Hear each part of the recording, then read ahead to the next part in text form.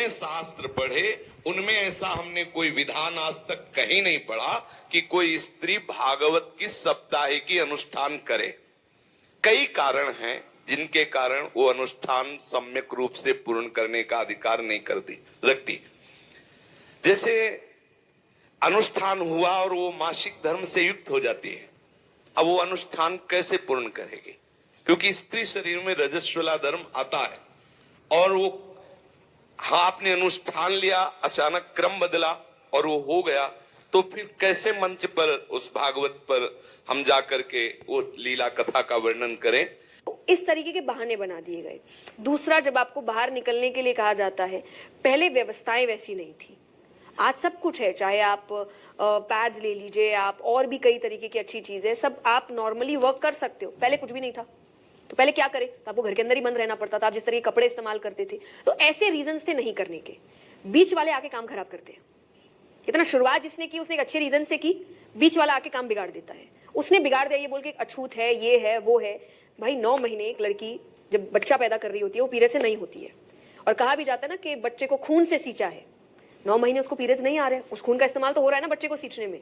अगर आपको लग रहा है वो खून इम्प्योर है, आप में से जितने हम सब बैठे सब इम्प्योर है, उसी खून से सबको सींचा गया है, इसलिए वो 9 महीने नहीं हुई। बाकी जो लास्ट में बचता है वो नेक्स्ट 40 दिन में निकल जाता है, तो इम्प्योर तो हो ही नहीं सकता। द्रौपदी जी के लिए वो उस वक्त रजस्वला अवस्था में थी जब भगवान आए। भगवान ने टच करने से पहले नहीं सोचा कि रजस्वला अवस्था में है। आप और हम कौन होते हैं सोचने वाले, ये मत करो वो मत करो।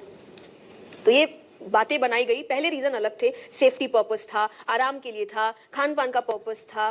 अब ये सब नहीं है। गांव का एक बच्चा जानता है इस बात को कि जब स्त्री का अपना धर्म हो तो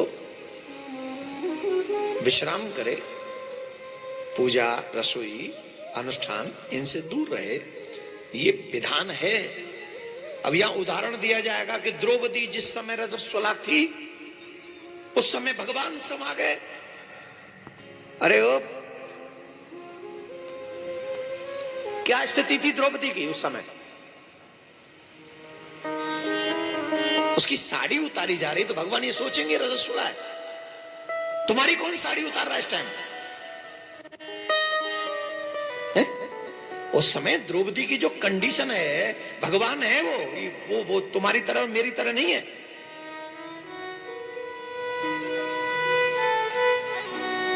द्रौपदी की रजस्वला स्थिति है, लेकिन विपत्ति उस समय है तो भगवान वहां पहुंच गए। लेकिन द्रौपदी को छोड़कर दोबारा बताओ और कहां गए भगवान फिर इस स्थिति में? बोलो, बताइए हमें, एक उदाहरण दीजिए।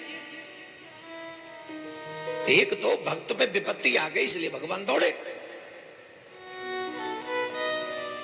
दूसरा उदाहरण, उसी रक्त से मनुष्य का जन्म होता है, निर्माण होता है। ये प्रकृति का नियम है, मेरा और तुम्हारा नहीं है। जिस प्रकृति ने उस रक्त से मनुष्य का निर्माण किया है, उसी प्रकृति ने ये हमको कहा है, डोंट डू दिस। उसी पुराण, वही धर्म का ये आज्ञा है, स्पेशली आज्ञा है कि आप रसोई में नहीं जा सकते उन दिनों में, आप पूजा में नहीं जा सकते उन दिनों में। आज अगर हम इस व्यासपीठ पर बैठकर गलत विचारों को हम व्यक्त करेंगे तो आने वाली पीढ़ी धर्म से दूर हो जाएगी और धर्म को अधर्म को धर्म समझ के अधर्म करने लग जाएगी। ये हमारी जिम्मेदारी है। हमें शास्त्रों का पूरा ज्ञान होना चाहिए। आजकल ये तमाम क्वेश्चन आंसर होते और हम उल्टा सीधा कोई भी जवाब देते हैं। अगर आंसर न मालूम हो तो चुप रहो, लेकिन अधर्म को धर्म बना के साबित मत करो। इससे बहुत बड़ा फर्क पड़ेगा। आने वाली पीढ़ी समझेगी कि जब ऐसे धर्माचार्य ऐसा बोल रहे हैं तो यही सच होगा। और आपस में बैठकर चर्चा करना तो हमने सुना है, जैसे आनंदमयी माता, उड़िया बाबा और भी संतों के बीच में बैठकर भगवत चर्चा परस्पर हो रही है, सभा लगी हुई है और चर्चा घंटे 2 घंटे भगवत चर्चा हो रही, उसका तो प्रमाण मिलता है। शास्त्रों में आता है याज्ञवल्क्य से गार्गी जी प्रश्न उत्तर कर रहे हैं, चर्चा कर रहे हैं, ऐसा तो पाया गया है। लेकिन अनुष्ठान का अभी तक हमें पता नहीं। अगर कहीं हो तो हम मानने के लिए भी तैयार हैं, क्योंकि निगम अनुशासन के अंतर्गत सब हैं। अगर कहीं शास्त्र में है और हमने नहीं पढ़ा, कोई हम सर्वज्ञ तो है नहीं, जितना हमें ठाकुर जी ने ज्ञान दिया उतना ही हम जानते, जितना जनाया उतना ही जान पाते।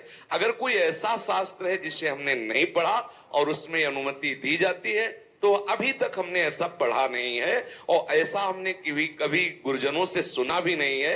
इसलिए मुझे ऐसा लगता है कि माताओं बहनों को भागवत का साप्ताहिक अनुष्ठान नहीं करना चाहिए। चर्चा करने का तो अधिकार है, भगवत लीला गुणानुवाद का अधिकार है। हम जैसे अपने लोग चर्चा कर रहे हैं ऐसे वो बैठ के चर्चा कर सकते हैं, संत सभा में बैठकर भगवत यश गान कर, लेकिन अनुष्ठान साप्ताहिकी का निषेध है। ऐसा हमने शास्त्रों में कहीं नहीं प्रमाण पाया कि कोई भी स्त्री शरीरधारी मंच पर बैठकर साप्ताहिकी का अनुष्ठान करे। अब उसका परिणाम क्या होता है ये तो सर्वज्ञ भगवान जाने। उसका परिणाम क्या होता है इतना जरूर हम कह सकते हैं कि अमंगल तो होगा नहीं, क्योंकि भगवत चर्चा करने वाले का अमंगल नहीं हो सकता, ये तो पक्का है।